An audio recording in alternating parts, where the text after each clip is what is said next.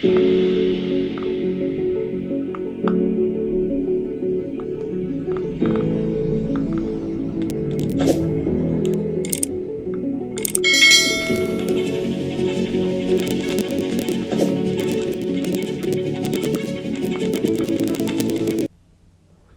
اللہ الرحمن الرحیم. تھوڑا سا میرا خیال ہے لیپ ٹاپ گرم ہو گیا تھا گرمی سے، موسم خراب ظاہر بات چینج ہوتا جا رہا ہے. سورۃ توبہ شروع ہو چکی ہے، ہماری آخری سورہ مبارکہ ہمارے سلیبس کی.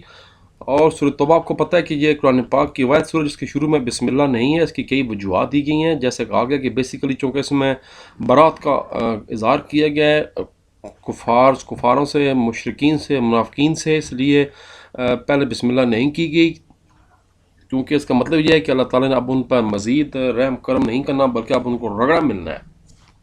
اور یہ قرآن مجید کی ترتیب کے اعتبار سے نامی صورت ہے، سورہ انفال کے بعد آتی ہے ایگزیکٹلی، اور اس کی کل 129 آیات ہیں. یہ بھی مدنی صورت ہے. آپ صلی اللہ علیہ وسلم کے طیبہ کے آخری دور میں غزوہ تبوک کے بعد یہ نازل ہوئی تھی. سورہ انفال غزوہ بدر کے بعد نازل ہوئی. سورہ آل عمران میں غزوہ بدر، سورہ احد کا ذکر ہے، اور جو غزوہ تبوک کا اور کچھ بیچ میں کچھ میرا خیال ہے غزوہ حنین، جنگ حنین کا بھی ذکر ہے. یہ سورہ مبارکہ سورہ توبہ ہے. پھر اس میں کچھ صحابہ کرام کے توبہ قبول کرنے کا بھی ذکر ہے، جنہوں نے کسی وجہ سے غزوہ تبوک میں سے نہیں لی تھا، مگر بعد میں غلطی کا احساس ہوا اور وہ توبہ انہوں نے کی اور اللہ تعالیٰ نے ان کو معاف فرما دیا. اس لیے اس کا نام بھی سورہ توبہ پڑ گیا. اس کا نام سورہ برات بھی ہے، کیونکہ برات کا مطلب ہے بری و ذمہ ہو جانا، بیزار اور قطع تعلق کا لینا. اس صورت کے شروع میں ہی جناب اللہ تعالیٰ نے مشرکین مکہ سے بری و ذمہ ہونے کا اعلان فرما دیا. تو اس کے دو نام ہیں. سورہ توبہ کی کل آیات 129. سورہ توبہ کا دوسرا نام ہے براءۃ من اللہ. غزوہ تبوک میں مسلمانوں کا مقابلہ تھا عیسائیوں سے. یہ پہلی جنگ تھی جس میں بنیادی طور پر صرف کیسر روم کا مقابلہ تھا، جو رومن تھا، سیزر تھا، سیزر کو کہتے ہیں. جس صورت کے شروع میں بسم اللہ نہیں ہے وہ سورہ توبہ ہے. پر آپ کو میں پہلے بتا چکا ہوں، جب ہم نے میٹر کے ٹاپک کیے تھے، سورہ نمل میں بسم اللہ الرحمن الرحیم 2 دفعہ آئی ہوئی ہے. ایک دفعہ اندر آئی ہوئی ہے جب حضرت سلیمان علیہ السلام کا ذکر ہو رہا ہے. تو پھر اس طرح دیکھا جائے تو ٹوٹل 114 مرتبہ ہی بسم اللہ الرحمن الرحیم قرآن پاک میں لکھی ہوئی. سورہ نمل میں 2 دفعہ آ گئی.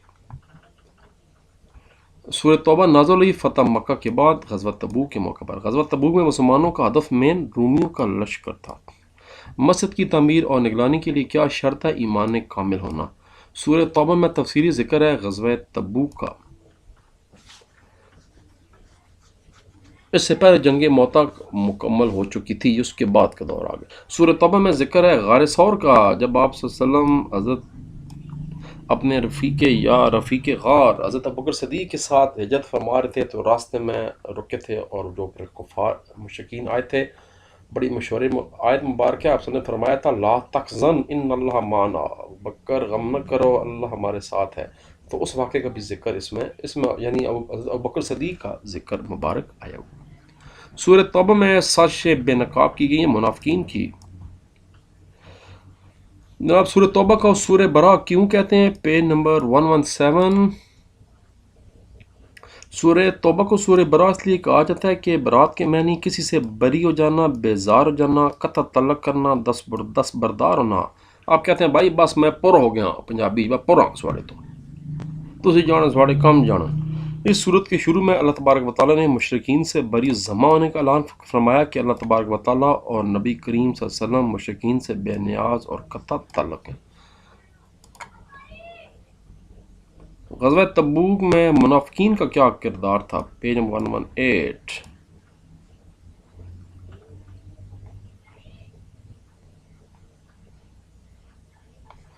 اس موقع پر منافقین اپنے رویے کی وجہ سے بالکل نمایاں ہو گئے تھے. حضرت محمد مصطفیٰ صلی اللہ علیہ وسلم نے منافقین کے سردار عبداللہ بن ابی کو اس کے تمام منافق ساتھیوں سمیت لشکر سے نکال کر باہر کر دیا، کیونکہ وہ انہوں نے ڈرانا شروع کر دیا تھا کہ بھائی ہمارا مقابلہ کیسے ممکن ہے، وہ تو بہت بڑی فوج لے کر آ رہا ہے، وہ تو سیزر ہے اور رومن امپائر ہے اور یہ ہے فلان ہے ڈھمکان ہے.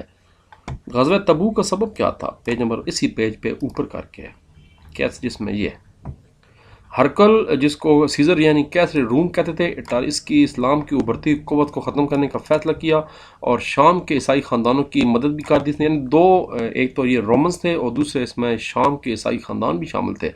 ہرکل نے 40,000 کا لشکر تیار کیا، روم سے روانہ کیا، جس کے ارد گرد عیسائی قبائل بھی موجود تھے۔ ملک شام کی طرف آنے والے احتجاجی قافلے ابسلم کو اس کو خبر ملی کہ شام کے عیسائی حاکم نے رومیوں کی مدد سے شام کی سرحد پر فوج جمع کر لی ہے اور مدینہ منورہ پر حملہ کر کے مسلمانوں کو ختم کرنے کا ارادہ رکھتا ہے۔ اچھا، جو جنگ تھی اس میں مسلمانوں کی حالت بڑی تنگ دست تھے، کیونکہ فصل تباہ ہو چکی تھی، قحط تھا، اس لیے اس کو جیش الاسرہ بھی کہتے ہیں، یعنی مشکل گھڑی والا غزوہ بھی قرار دی۔ قرآن مجید میں لکھا ہوا ہے جیش الاسرہ۔ سواری کی بھی کمی تھی، شدید کمی تھی۔ غزوہ تبوک میں مسلمانوں کا مقابلہ کس سے تھا؟ اس کا جواب پھر وہی ہے، ایک لائن کا صرف جواب ہے۔ اس جنگ میں مسلمانوں کا جو مقابلہ تھا وہ کیسر روم کے بادشاہ اور شام کے عیسائی خاندانوں سے تھا۔ بس یہ آپ نے جواب بتانی ہے کہ غزوہ تبوک میں مسلمانوں کا مقابلہ بنیادی طور پر روم کی جو فوج تھی جس کا سربراہ تھا کیسر روم ہرکل، اس سے، اور پھر جو شام کے عیسائی خاندان تھے ان سے تھا۔ تو ان دونوں نے مل کر مسلمانوں کے خلاف جنگ کا پلان بنایا تھا۔ اچھا، آپ پتہ یہ جنگ نہیں ہوئی تھی کیونکہ وہ گھبرا گئے تھے، مسلمانوں کی طاقت دیکھ کے اللہ تعالیٰ کی مدد آئی، ان کے دلوں میں مسلمانوں کی ہیبت بیٹھ کی اور وہ واپس بھاگ گئے۔ غزوہ تبوک سے کیا نتائج حاصل ہوتے ہیں؟ Page number 119۔ غزوہ تبوک کے لیے مسلمانوں کی جنگی مہم جوئی نے اسلامی دعوت کو بہت قوت پہنچائی۔ مسلمانوں کا عزم اور ہمت دیکھ کر کافروں کے حوصلے پست ہو گئے۔ روم کا بادشاہ ہرکل بڑا مرعوب ہوا۔ اس کے علاوہ جو ایلا کے رئیس یوحنا تھا اس نے بھی جزیہ دینا شروع کر لیا۔ تمام حاکمان جزیہ دینا شروع کر لی تھا۔ ابسلم کے زیر سایہ رہنے والے پر آمادگی ظاہر کر دی۔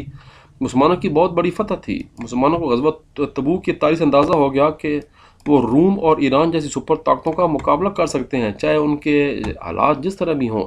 ارد گرد کے سرحدی علاقوں کے ساتھ ساتھ عرب کے اندر بھی مسلمانوں کی فوجی قوت کی دھاک بیٹھ گئی۔ 30,000 سے زیادہ کا مسلمانوں نے یہ اکٹھا کیا تھا جیش۔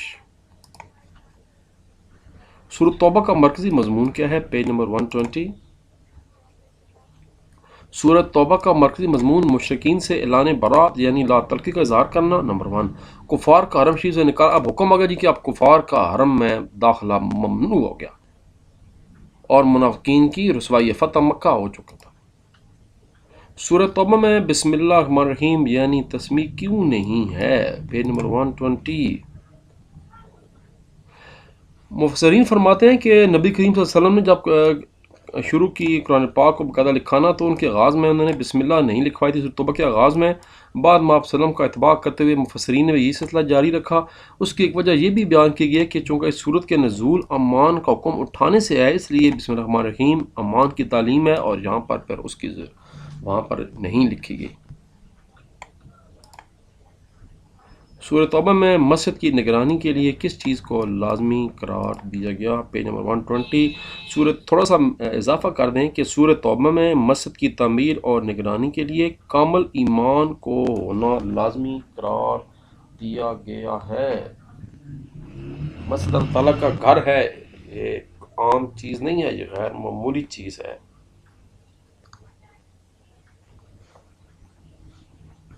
لو جی، پھر اگلا سوال۔ سورۃ توبہ میں جناب حضرت ابوبکر صدیق رضی اللہ تعالی عنہ کی کیا فضیلت آئی ہے؟ Page number 120۔ جناب دوران ہجرت جب غار ثور میں جناب حضرت ابوبکر صدیق علیہ وسلم اور نبی اکرم صلی اللہ علیہ وآلہ وسلم کی رفاقت کا تذکرہ ہے۔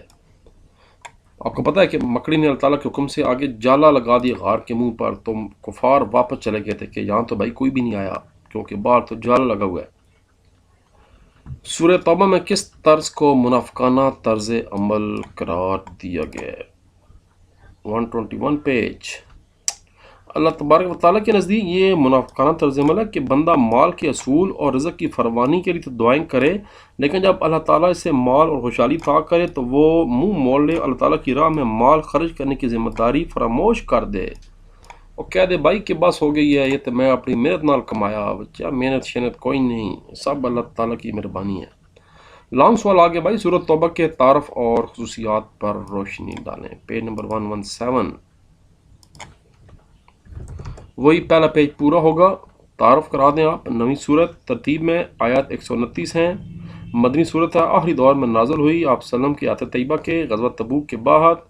اس کے دو نام ہیں، سورہ توبہ سورہ برا بھی کہا جاتا ہے۔ سورہ توبہ کیوں کہا جاتا ہے، تب بھی نام لکھا ہوا ہے۔ سورہ برا کیوں کہا جاتا ہے، تب اس کا ذکر ہے۔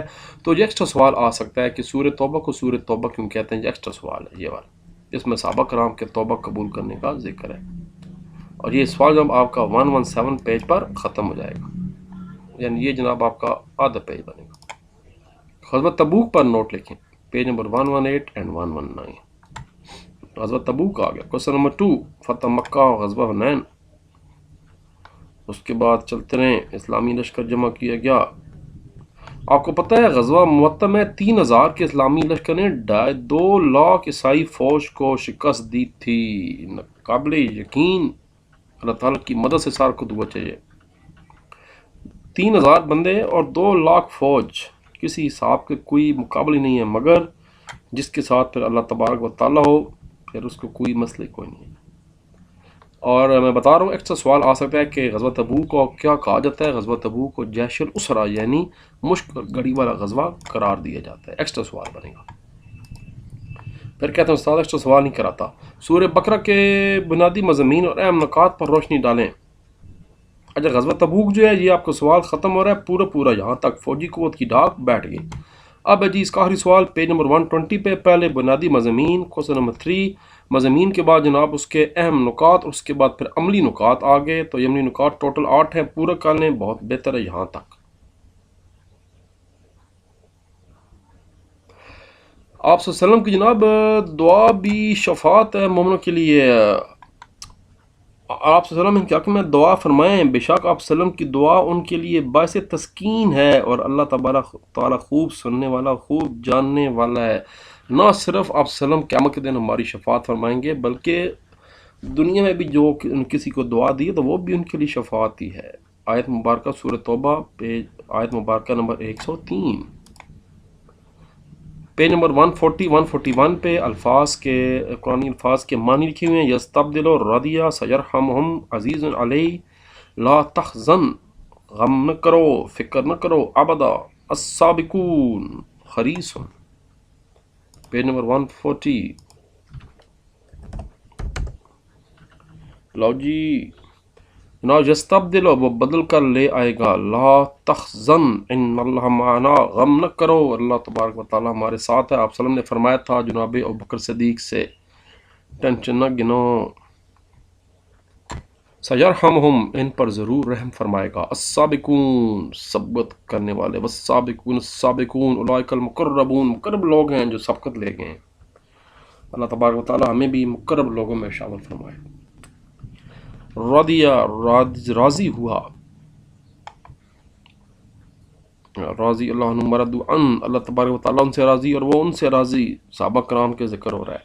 ابداً ہمیشہ، عزیز علیہ ان پر بہت گراں گزرتا ہے، حریص خواہش مند ہے۔ آپ سلم کی ذکر ہو رہا ہے، آخری آیات ہیں۔ اس کے بعد جناب علی قرآنی آیت کا ترجمہ پیج نمبر 127 پہ پہلے تشریف لے جانی پڑے گی۔ میں معذرت چاہتا ہوں، بار بار آپ کو گھماتا رہتا ہوں پیجز کے درمیان۔ تو جی پہلا جناب آ گیا انفرو والی آیت ہے جی، بالکل، انفرو خفافم و سکالم وجاہدوا باموالکم وانفسکم فی سبیل اللہ، اللہ تعالیٰ کی راہ میں نکلو، خواہ ہلکے ہو یا بوجھل، یا اپنے مالوں اور اپنی جانوں کی راہ میں جہاد کرو، ذالکم خیر لکم ان کنتم تعلمون، یہ تمہارے حق میں بہتر ہے اگر تم سمجھو تو۔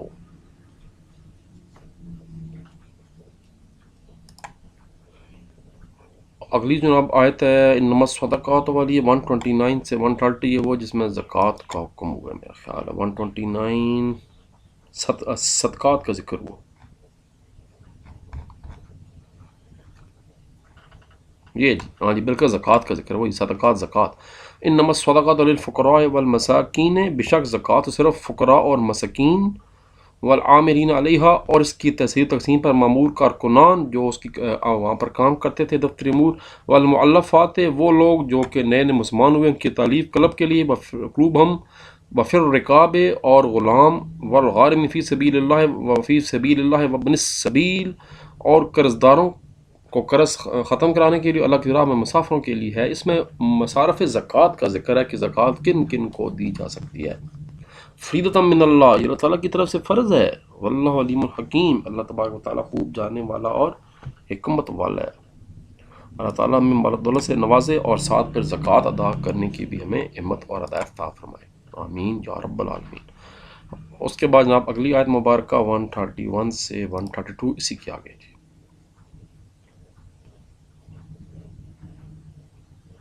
اچھا 131 پیج ہے، بالکل آخر میں جی ہے۔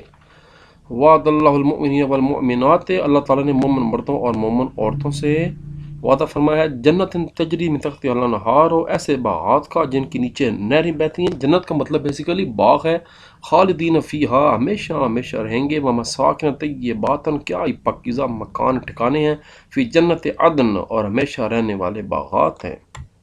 وردوان من اللہ اکبر، اور اللہ تعالیٰ کی طرف سے رضامندی ہے جو سب سے چیزوں سے بڑھ کر ہے۔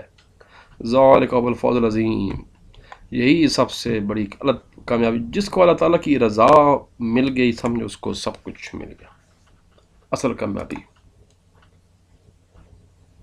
یا ایھا الذین آمنوا اتقوا اللہ وکونوا مع الصادقین، پیج نمبر 138 پہ اگلی آیت مبارکہ۔ جناب اس کے بعد انشاءاللہ باری ہے میٹرک کی نئی کتاب آ چکی ہے اسلامیات کی اور ترجمۃ القرآن کی، اس کی شروع کرتے ہیں جی۔ بلکہ ابھی تو فیڈرل بورڈ کا بھی شروع کرنا ہے۔ تو جناب یہ ہے، اے یا ایھا الذین آمنوا اتقوا اللہ وکونوا مع الصادقین، اے ایمان والو اللہ تبارک و تعالیٰ کی نافرمانی سے ڈرو اور سچے لوگوں کے ساتھ ہو جاؤ۔ فَإِن تَوَلَّوْا فَقُلْ حَسْبِيَ، آخری آیت ہے، وَإِن تَوَلَّوْا فَقُلْ حَسْبِيَ اللَّهُ لَا إِلَٰهَ إِلَّا هُوَ عَلَيْهِ تَوَكَّلْتُ وَهُوَ رَبُّ الْعَرْشِ الْعَظِيمِ۔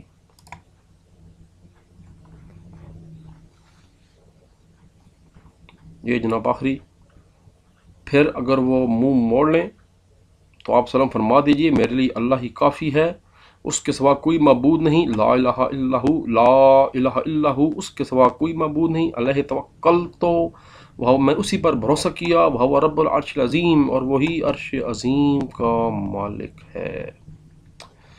اللہ تبارک و تعالیٰ کی انتہائی مہربانی اور کرم کی وجہ سے جناب ہم سب نے مل کر یہ کتاب ختم کی ہے۔ اللہ تعالیٰ ہم پہ اس پر عمل کرنے کی توفیق عطا فرمائے، قرآن پاک کو سمجھنے کی اس پر عمل توفیق عطا فرمائے، جو لکھا ہوا ہے اس کو سمجھنے کی توفیق عطا فرمائے، رحم فرمائے ہم سب پر، وما علینا البلاغ۔ تو جناب پھر شروع کرتے ہیں انشاءاللہ، اس کے بعد فیڈرل بورڈ، پھر باری آئے گی میٹرکولیشن کی۔ اللہ حافظ، اللہ حافظ و ناصر، پاکستان زندہ باد۔